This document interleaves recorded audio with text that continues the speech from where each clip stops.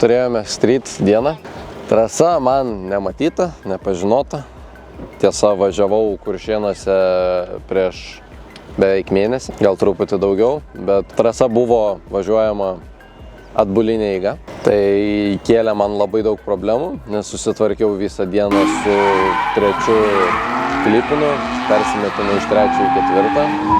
Niekaip neišėjo, nesupratau, kas vyksta. Visą dieną apie tai sukau galvą, per visas treniruotės išėjo gal 2-3 kartus suvažiuoti tikrai neblogai, bet tas neblogai irgi yra iki 80 taškų. Atėjo kvalifikacija, labai stresavau, nežinau, ką reikia daryti, bet kažkokiu būdu pavyko išvažiuoti visą trasą ir visai neblogai, bent jau lyginant su treniruotėmis, gavau 72 taškus. Antru važiavimu pasistengiau užspausti labiau gazą, nes teisėjai sakė, kad to trūko. To pasekoje susisukau, nes netaip važiavau treniruotėse ir likau su 72 balais, ko dėja pritrūko, būtų 74, būčiau patekęs į top 32, bet likau su 72 ir iškritau kvalifikacijoje.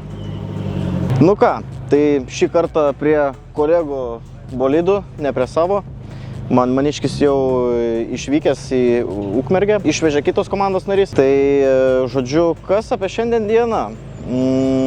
Prasidėjo labai linksmai, tada per briefingą teisėjai labai nuleido ant žemės po pirmos treniruočių sesijos, nes pasakė, kad praktiškai visi važiuoja maždaug 70-60 tam tarpe taškų. Tai šiek tiek nuleido ant žemės šitas reikalas, nors atrodė, kad labai gerai sekasi šiandien. Tai antroji sesijoje pasibandžiau kitokias padangas dar, šiek tiek atsišaudėm slėgius. Nu ir ką, kvalifikacijoje pirmo važiavimo 78 taškai. Tai žinant mūsų street lygos konkurencingumą, ta prasme, tai nebuvau labai patenkintas šituo rezultatu, nes žinojau, kad turbūt praeisiu, bet būsiu kažkur žemai lentelėje, tai faktas, kad porinėse bus sunku. Antrus stengiausi padaryti geresnį važiavimą. Marijus su teisėjais dar pasikalbėjo, pasakė, kad mes per daug atleidinėjom gazą. Tai kas gavosi? Bandžiau važiuoti pilnu gazu ir išleidau ratą.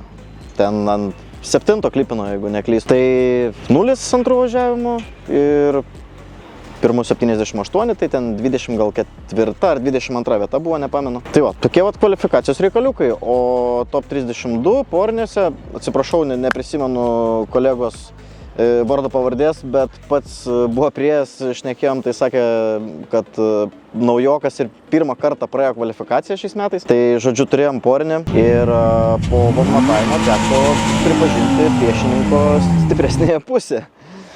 Tai va, iš tikrųjų, buvo matavimas, kodėl buvo, tai viskas labai aišku. Aš čeisą važiuodamas net porą kartų išleidau ratus, vos neįsitiesinau, tai ten labai prastai viskas buvo. O po matavimo, kai važiavom, tai kolegos sakė, kad aš lyg ir išleidau kažkur tai ratą čeis važiuodamas, ko aš absoliučiai nejaučiau. Lydė man irgi bent jau viduj sėdint, tai nežinau, bus įdomu pasižiūrėti video medžiagą, kaip viskas atrodė iš išorės, nes teisėjai sakė, kad lydas buvo apie nieko, tai dėl to buvo pripažinta priešininko pergalė. Tai tokios tokelės ir susitinkam kitame etape. Čiau. Kai baigėsi street diena, realiai labai nepatinka man jos pabaiga. Nuo pat ryto tikėjausi tikrai labai gerą rezultatą, galvojau, kad ir kvalę daug taškų susirinksiu, dabar likau tik 20, labai liūdna, labai prastas rezultatas. Tai tada top 32, trečią kartą susitikau su Nedu Belevičium, trečią kartą jis mane išmetė, dėl to realiai man labai gėda, nesusitvarkiau turbūt su savim, nesugebėjau suvažiuoti normaliai, kaip per treniruotę spaudžiau visus, taip jo neužspaudžiau, taigi pralaimėjau. Lydas kaip ir gražus buvo.